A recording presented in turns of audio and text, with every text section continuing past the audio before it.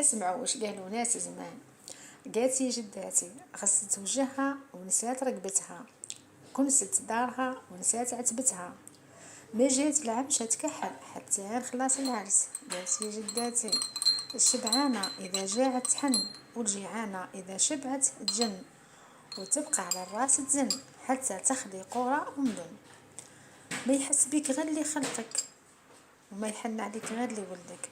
قالتي جداتي البير اللي تشرب منه ما ترميش فيه الحجر، واللي تعزو ما تطيحش معاه القدر. قالتي جداتي إذا حبوك نساء بات على الكساء، إذا كرهوك نساء بات على العصا. اللي يحبكم حبوه ديروه فوق الراس عمامة، واللي يكرهكم ديروه للحمار كمامة. اللي راح وجاب يستاهل الجواب، واللي ما جاب يبقى قدام الباب.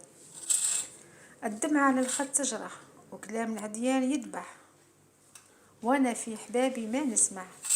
اللي مريض بينا الله يشفيه، واللي ما يحبناش الله يهديه، واللي يحسدنا الله يعفو عليه، واللي يبغينا رانا نموت عليه.